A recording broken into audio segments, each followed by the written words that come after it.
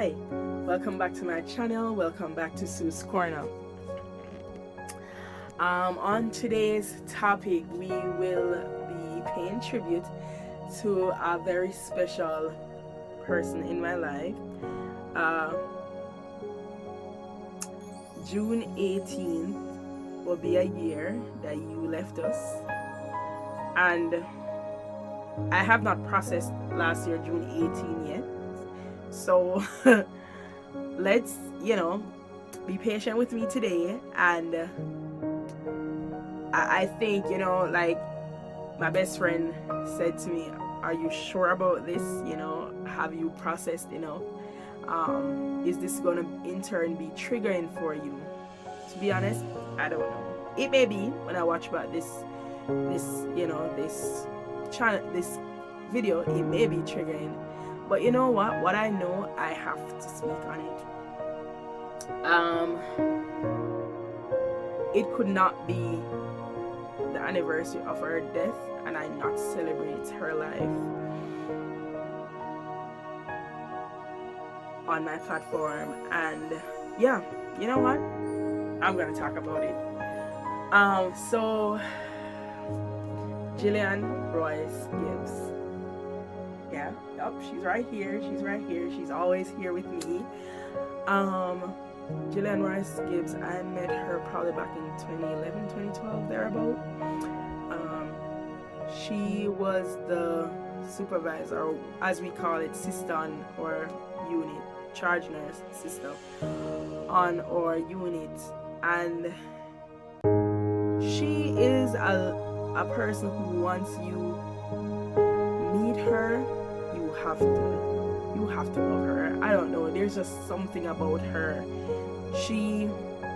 I know, look back and say she was our living angel on earth, and literally she watched over us. She treated us on Ward 9 as if we were her children, and there was a level of respect for her, and it wasn't respect out of fear, like we fear that supervisor is coming.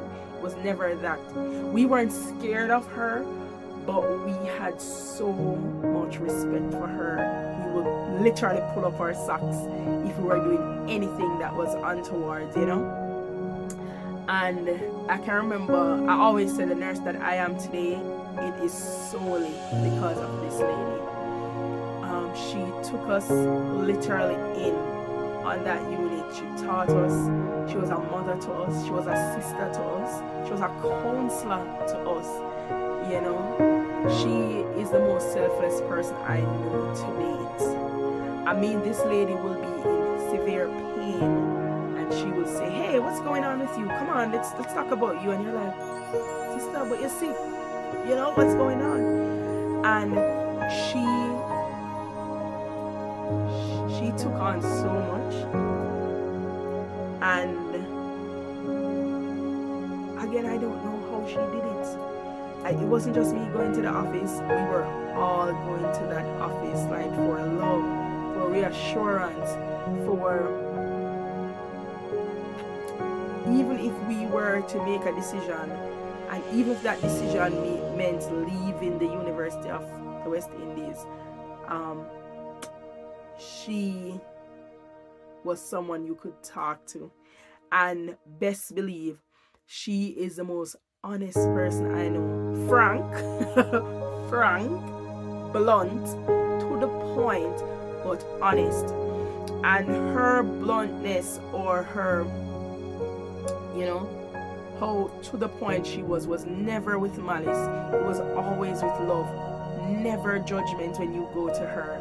Again, if she thinks you're doing something that makes no sense, she's gonna say, "Hey, that makes no sense." And somehow, with her telling you it makes no sense, even though it's not what you want to hear, it felt, even though it was not what you want to hear, it was said with so much love. Another thing I can remember with her, we used to say to her, don't talk out your mouth, because most of the times when she talked, whatever she said came to pass, like literally came to pass. She used to say, "Boy, I'm afraid to talk out of my mouth." And best believe, when she says something, it is. Just look for it. Just look out for it. Again, our living angel on earth. With each pregnancy that I had, I was blessed to have her for 2 pregnancies. Well, she knew about 3 pregnancies. You know what's funny? With my 3 pregnancies, she literally knew I was pregnant before I told her I was pregnant. Something else that it's always mind blowing to me. You know, I always say, boy, you on that midwife eyes, you know? And even before you were showing or anything, she knew, you know, that's the love and the relationship that we had.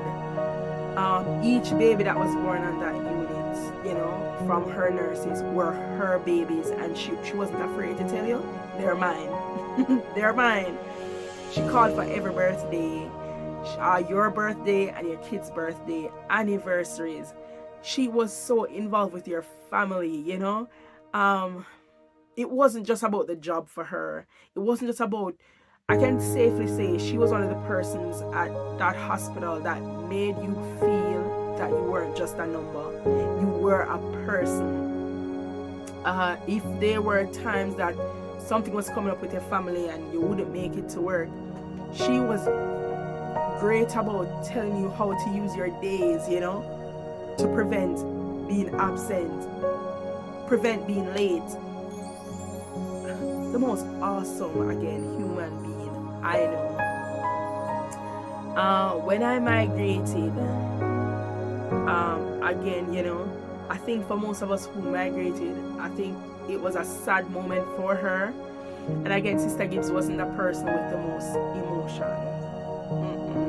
You knew she loved you but she wasn't big on hugs and, you know, that kind of thing. But you knew she loved you.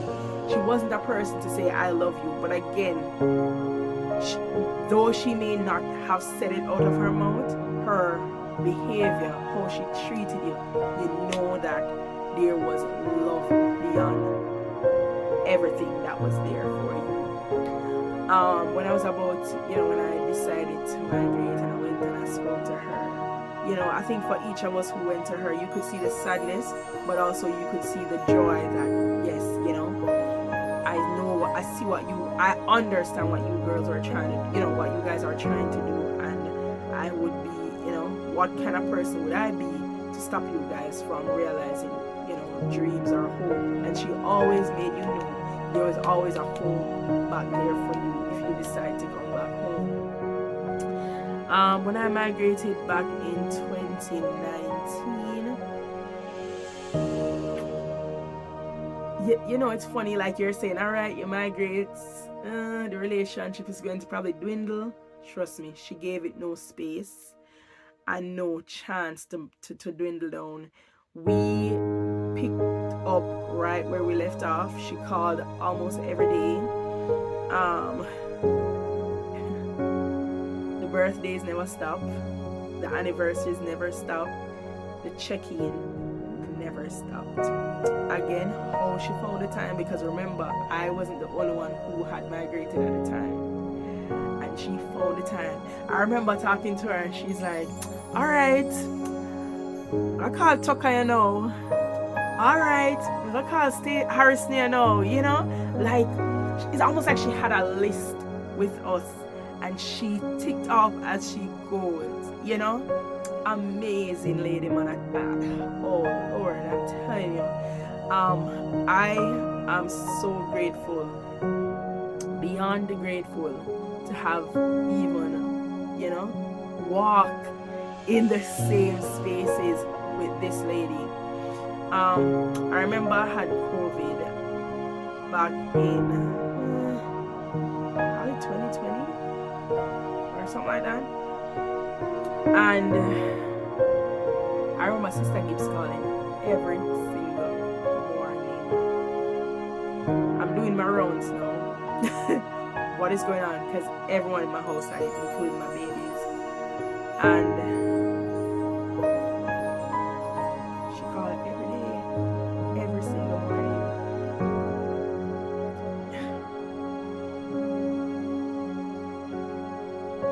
I don't know. I don't know. she did it. But she called in the morning, she checked in, and you felt as if she was here, you know? You felt as if she was here. If there was, she was my moral compass. She was my conscience, you know? If there was something that I was planning to do, or, you know, something that was bothering me, she was my moral compass. I remember back when I was at University Hospital and I wasn't feeling well mentally. And you know, in our culture, it's kind of weird to tell people how you are feeling mentally, you know, for want of shame of people saying you're mad, or, you know. And I remember going to her and telling her how I was feeling mentally. And I don't know, like, her face did not change. There wasn't, and I remember when, you know, we were talking about going for counseling and where I had to go do the counseling, and it was like almost like a walk of shame to go to that place. I won't call the name of the place, but it was almost like a walk of shame. And I remember she saying to me, if it means that I have to walk with you every session, I will walk with you every session until you're comfortable walking by yourself to those sessions. She never judged me.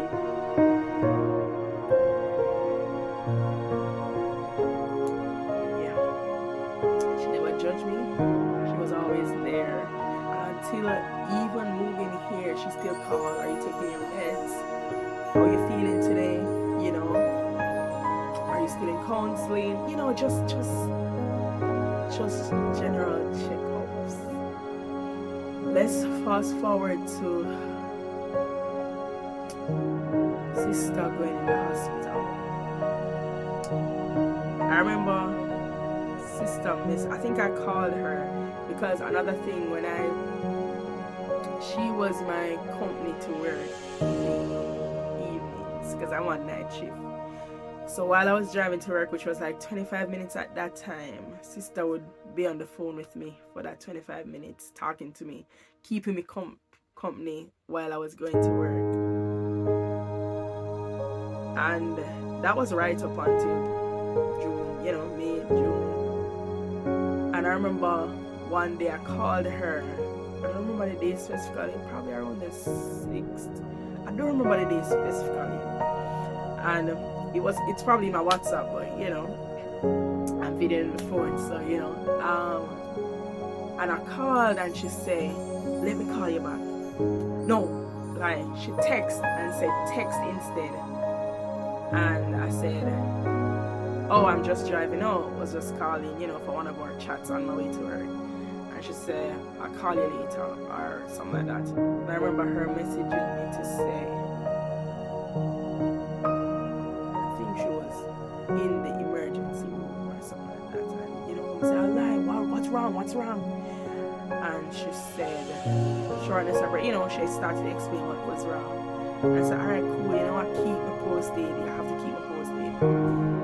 And yeah, you know, she messaged, and I remember she telling me the diagnosis, you know. And I remember when COVID came around, I remember all of us having that conversation.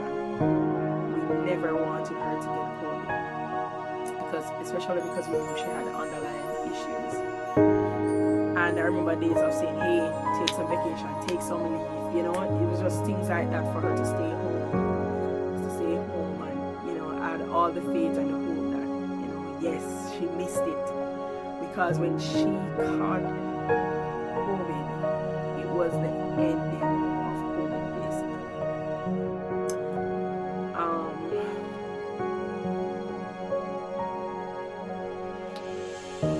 And, you know, going back through, I still go back through our messages sometimes, and going through that message, I remember saying to her, all right, you know what, go in, get better, all the best, like, yeah, we're gonna run off this one and get back home.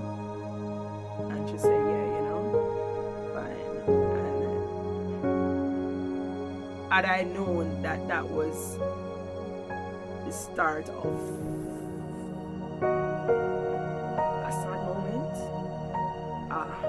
life-changing moment to me. You know, I think the saddest part for me is, so before I go along there, I remember we were talking every day until, you know, she couldn't talk on the phone so much, so we had to be texting. Right up until the time of her being unconscious. I can remember dreaming about her every single day. I was still texting her, by the way. So when she went, quote unquote, unconscious to rest her lungs, I remember still messaging her, because I was messaging her, telling her, because again, we spoke every day, every single day. So this was my way of keeping her up to date. Hey, today I was going to school at the time, which she was pretty supportive of. I remember doing one of my papers on her, you know, and I was messaging her, hey, I'm studying tonight, thinking about you. There are questions that I want to ask, but you know what, I'm gonna leave them until we get up. I remember making jokes about her, texting her about KFC, you know, KFC here waiting for you, because she loved her some KFC. And every single day I was messaging, I dreamt about her most of those times. But on the 18th of June 2022, I remember coming from work that day. I was sleeping to go to work, and I remember dreaming that we were in the same place together, and she was looking so, you know, nice, and she was telling me how much she felt better and how, you know, how she feels so much better, because I've dreamt seeing her before, but she was ill, you know, in the dream, and we were talking and saying, yeah man, you look better every day, each and every day you're looking so much better. But that particular day that I dreamt, probably about, I want to say 3 o'clock thereabouts, and I remember putting up the status that, hey, I dreamed see you today and you look so good, and you know, this give me hope that you're coming, you know, you're just resting to wake up and be restored, you know. And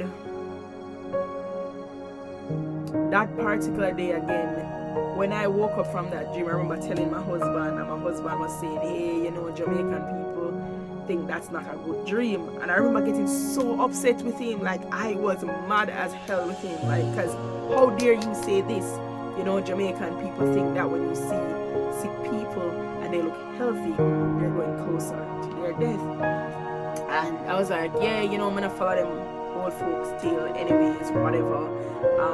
I believe I had all the faith in, I've never had so much faith, I had all the faith in the world, that I meant that I was so calm about everything leading up to the time.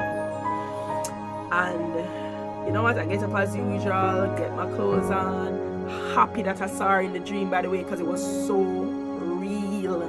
The dream was so real. I touched her, I hugged her. I remember she telling me that, remember, I'm proud of you. Remember that I love you, Susan.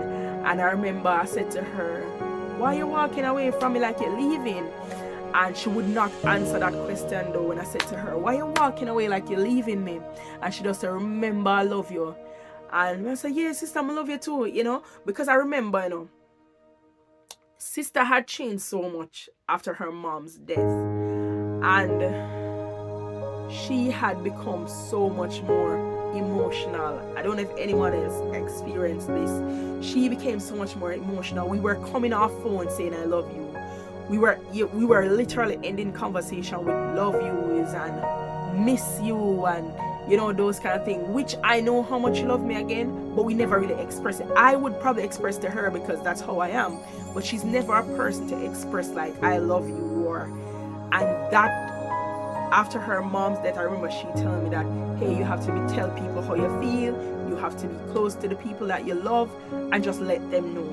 So that was now a new thing for us, hanging up the phone saying I love you, or messaging, just checking on you, I love you so much kind of thing. And again, I remember in a dream how much she kept reminding me how much she loved me and how proud she was. The 2nd of June was when I closed on my house, and I remember messaging her and she said to me, oh, no, I can't come and visit. And I said to her, but you could have always visit, you know, because if I want bedroom, where I go for, you know.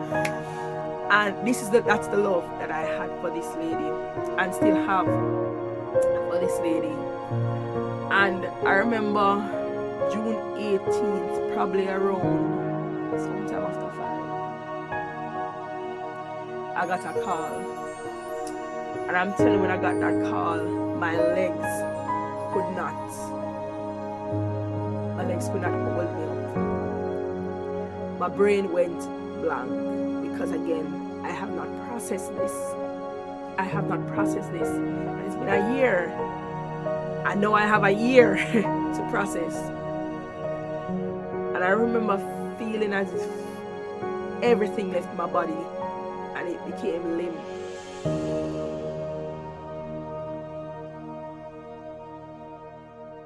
And again, I still haven't processed it. How can a person like this, you know, so righteous, so happy, so, when I say she was good to everyone, what's the reason? Like, you know, yeah, I haven't learned yet how to reach the point of not being selfish. I don't know if sometimes when we grieve our loved ones, sometimes I think it's selfish that we're mad that they're gone, especially if we have loved ones who were sick, who was in pain, and who was possibly suffering.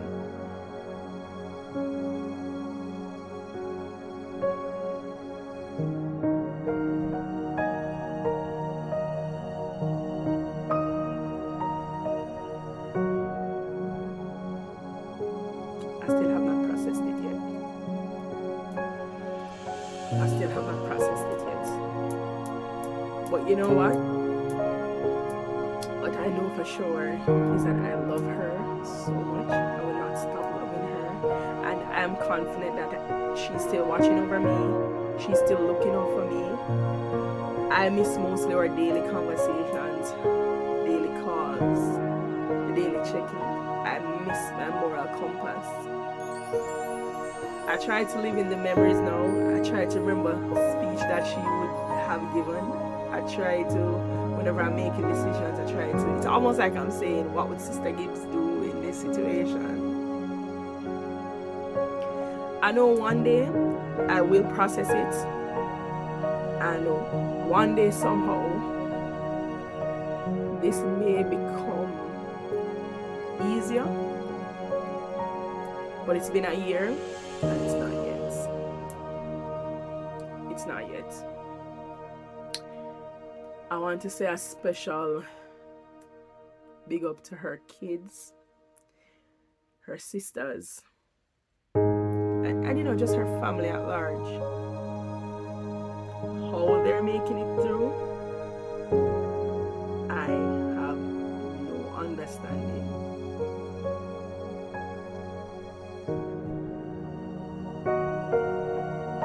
It's been a year and I haven't processed it. I'm learning every day though. I have learned resources. I have my best friend who helps me to go through. I have friends from Ward 9 who are still helping each other to process and go through this. Sister Gibbs, forever loved. You know, forever treasured. Your memories live on, burnt deeply in my soul. You know, and I will remember and love you forever. The last person that I did here.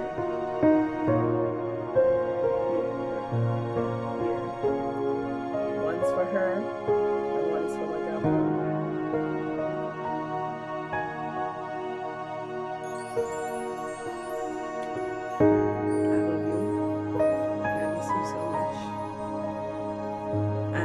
Wherever I go, people will know about you. Gillian Royes Gibbs, you have left an indelible mark on my heart and the hearts of others. How we nurse now, how some of us who are managers, some of us who are supervisors, how we go about our professional journey, we owe it all to you. You have left a legacy of nurses who will carry your light on, we will carry your name on, we will carry how you have taught us to nurse, how you have taught us, women's health on a whole. We will carry it with us, and whoever we are teaching will know where it came from, even though they don't know you. There's a lot of people I know here who don't know you as a person, but because I have spoken about you, they know who you are. I love wearing this shirt because, she's right here on my heart. I've never been silent about how I felt about Sister Gibbs. She knows exactly how I feel about her. And again, it's been a year and I'm still processing. I love you so much. Thank you guys for watching. Thank you guys for always tuning in. For those who probably didn't want to send a video or a voice note in, you can always comment in the comment section on just fun memories, of our angel. Fun memory of who we call the boss lady. I tell people all the time, not everyone can be my boss, but I know I have one boss, except for my kids. I have a boss, Gillian Royes Gibbs, real boss lady. I want to say that unapologetically, real boss lady. Yeah, man, big up yourself, Gillian. Never will forget you. Thank you for all you have taught me, and thank you for just being you, Hello, my name is Terry Gibbs. I am the eldest son of Gillian Royes Gibbs. She was more than a mother. She was a wife, protector, carer, person, a friend, best friend for me and for my brother. She was always there when I wasn't at my highest, and she had always been there at my lowest. She taught me how to love. She taught me how to give thanks for what I am and who I am. She taught me how to push through all the bad things and all the hate in the world that has been putting me down for the last few years, and for all my 19 years of life, she had taught me what it truly means to have someone there for you, to look out for you in your darkest times. She's the reason for why I do most things. I sing for her, I talk for her, I laugh for her, I smile for her, because there is no one out there that would take her place for me. She was my one and only mother, and I hope that my father finds love, but I don't hope he finds another her, because there will never be another her to replace her. There will be others. There will be people coming into my life, but there will never be those that will be her. And if she was here today, I would hug and hold and kiss her very tightly. And I will tell her how much I love her to the ends of the earth until my last breath. Because that's who she was.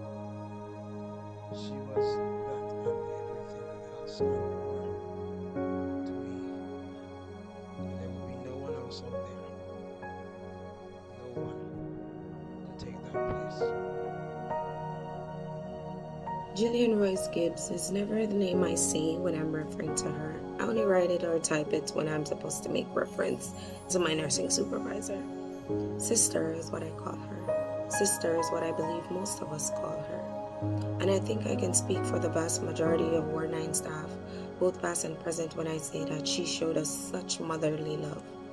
I remember when I graduated from nursing school, and I said to her, "Sister, I'm coming to work at the University Hospital of the West Indies, specifically Ward 9.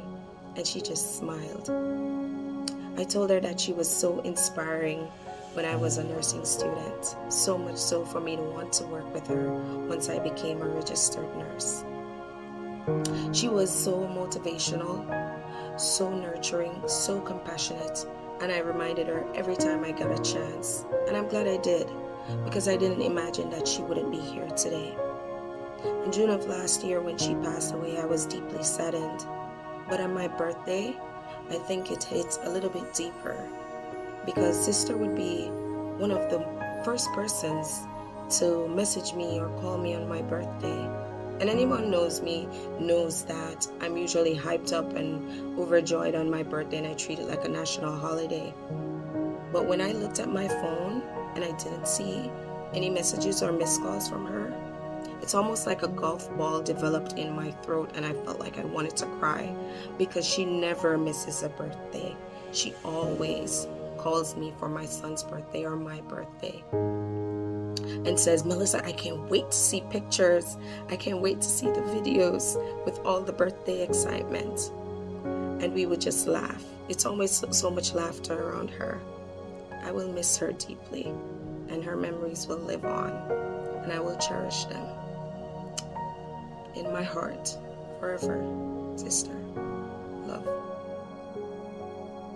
Can't believe it's 1 year. 1 year that you're gone. I'm still in shock. I still can't come to terms with it. But I'm at peace knowing that you lived a fulfilling life. You have encouraged, helped others throughout the years, and I will forever be proud of you. I don't know when I'm going to stop grieving you. You are a great individual, and I'm still saddened by your death. I don't know when I'm going to get over it, but I'm just at ease knowing that you're not having any pain again. And I hope and pray that I will at least take some of your attributes. I miss you immensely, and I hope you're dancing in the sky. I hope you're singing in the angels' choir. I hope you're dancing in the sky. Sister, I will forever, ever, ever remember you. Death might temporarily part us, but you're in my heart for a lifetime. Hi, I'm Lorraine, sister of Gillian, Tiffany, all Tomato family. We have lost a mother to Tyreek and Tyler, a daughter, a wife, a sister, a cousin, an aunt, and a friend. Exactly 1 year ago today, she went home to be with her maker. I miss her quietness, her ever-present smile, even while in pain. Never expected she would have gone from us, but memories I hold close. Since you passed away, my life has not been the same. Grateful, thankful for the years we had you here. You had a heart filled with kindness, thoughtfulness, and love. I always knew you cared about me. When I now talk or call your name, a tear or two always fall from my eyes, and I, especially I, Gillian Royes, knows why. There are days when I wonder why you had to die. Then I think to myself, how selfish am I? You were in pain, yet you never complained. God knows best, but I still struggle with you not being here.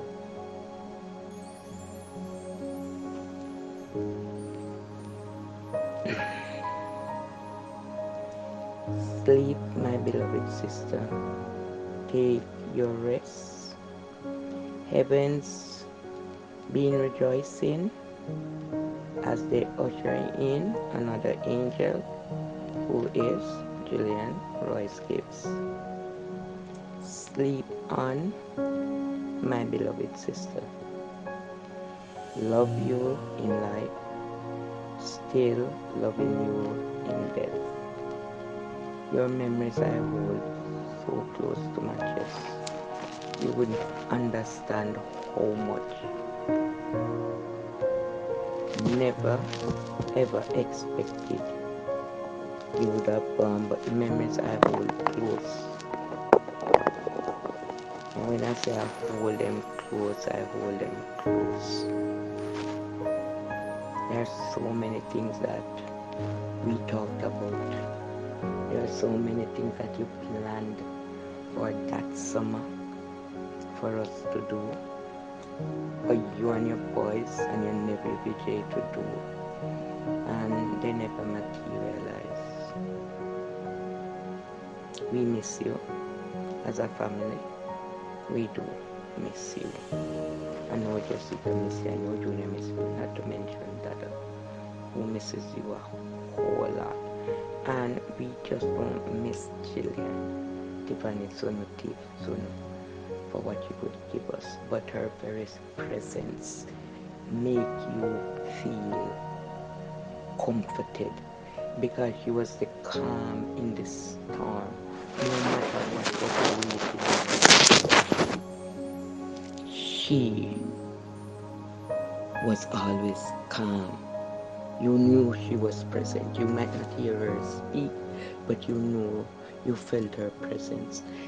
Tiffany knew exactly what you needed or wanted before you asked for it. That was how much in tune she was with you. And so to her family and her friends, especially her co-workers, who I know were the persons most hearing this, I say keep the faith, hold on, knowing that she's in a better place.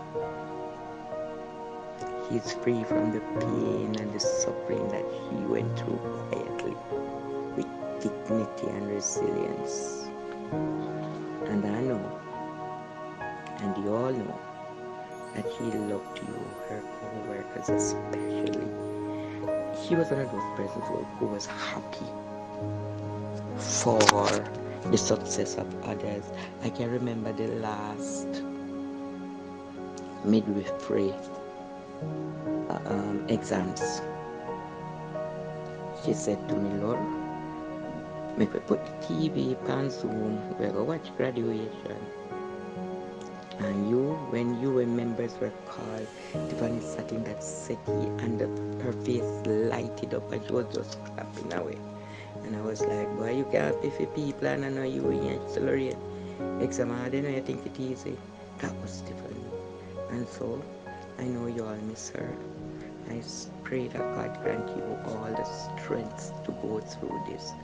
To Denise, Brown, Martin, her favorite cousin. And it goes both ways.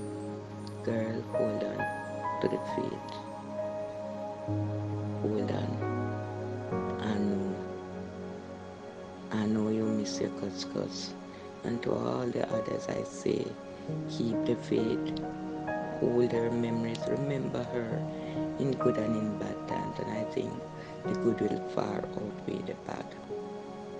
We as a family thank you all for your love and support during her illness, during her death, and at her funeral service.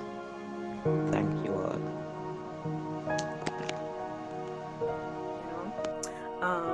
Thank you guys for tuning in. Thanks for all the subscription, and again, share. Don't forget to share, like, and subscribe. Go ahead and share this, for those who knew her, for those who would like to know about her. Go ahead and share. Thank you guys so much for tuning in.